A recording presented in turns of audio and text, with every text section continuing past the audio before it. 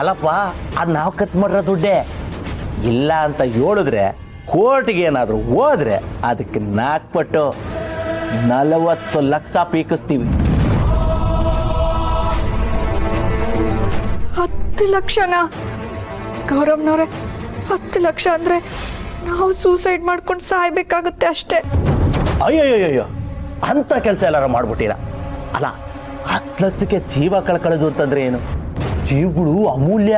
ಸರಿ, ಹಂಗಾರೆ ನಿಮ್ಗೆ ಇನ್ನೂ ಒಂದು ಆಪ್ಷನ್ ಮಾಡಿದೀವಿ, ಅದು ಕೂಡ ಔಟ್ ಆಫ್ ಸೋರ್ಸನು.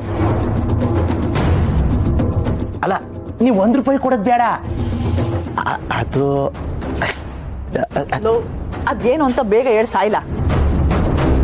ಮೀ ನನಗೆ ವಿಷಯ ಹೇಳಕ್ಕೆ ಹೊಸ ನಾಚಿಕೆ ಆಯ್ತೈತೆ. ಅದೇನು ಅಂತ ನೀನು ಹೇಳ್ಬಿಡು.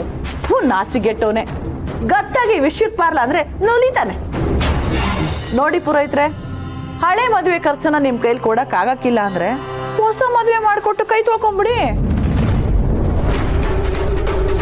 ಮಮ್ಮಿ, ನೀನು ಹೇಳಿದ್ದು ನನಗೆ ಅರ್ಥ ಆಯ್ತಿಲ್ಲ, ಇನ್ನು ಅವ್ರಿಗೆಲ್ಲ ಅರ್ಥ ಆದದ್ದು. ವಿಷಯನ ನೇರವಾಗಿ ಹೇಳು. ಹಾ, ನೇರವಾಗಿ ವಿಷಯಕ್ಕೆ ಬಂದ್ಬಿಡ್ತೀನಿ. ನೋಡಿ ಪುರೋಹಿತ್ರೆ, ನಿಮ್ ಕೈಲಿ ನಮ್ ಕಾಸು ಕೊಡಕ್ ಆಗತ್ತಾ ಕೊಟ್ಬಿಡಿ. ಇಲ್ಲ ಅಂದ್ರೆ ನಿಮ್ 2ನೇ ಮಗಳನ್ನ ನಮ್ ಕಿಟ್ಟಿ ಕೊಟ್ಟು ಮದುವೆ ಮಾಡಿ ಕೊಟ್ಬಿಡಿ.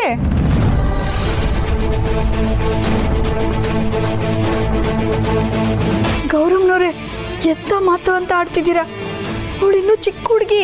ಅಯ್ಯ, ನೀವ್ ಮದುವೆ ಮಾಡ್ಕೊಡಿ ಸಾಕು. ನಮ್ ಮನೆಗ್ ಬಂದ್ಮ್ಯಾಗ ದೊಡ್ಡೋಳಾಗ್ತಾಳೆ. ಗೌರಮ್ನವ್ರೆ,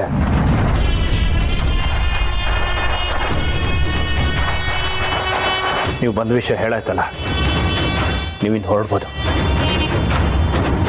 ಈಗೇನೋ ಹೋಯ್ತೀವಿ, ನಮ್ ದುಡ್ಡೇನ ಬಂದಿಲ್ಲ ಅಂತ ಇಟ್ಕೊಳ್ಳಿ. ನೀವಿಬ್ರು ಜೈಲ್ಗೆ ಹೋಗೋದಕ್ಕೆ ರೆಡಿ ಆಗಿರಿ.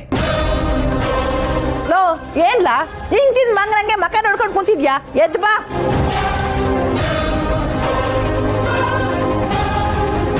ರೈತ್ರೆ, ನೀವೇನು ಬೇಜಾರು ಮಾಡ್ಕೊಂಬೇಡಿ. ಹೊಸಿ ಹಂಗೆ. ಅಲ್ಲ, ನಿಮಗೆ ನನ್ನ ಅತ್ತೆ ಮಾವ ಆಗೋದಕ್ಕೆ ಇನ್ನೊಂದು ಕಿತ ಚಾನ್ಸ್ ಕೊಟ್ಟಿನಿ. ಯೋಚನೆ ಮಾಡಿ. ಬರ್ತೀನಿ.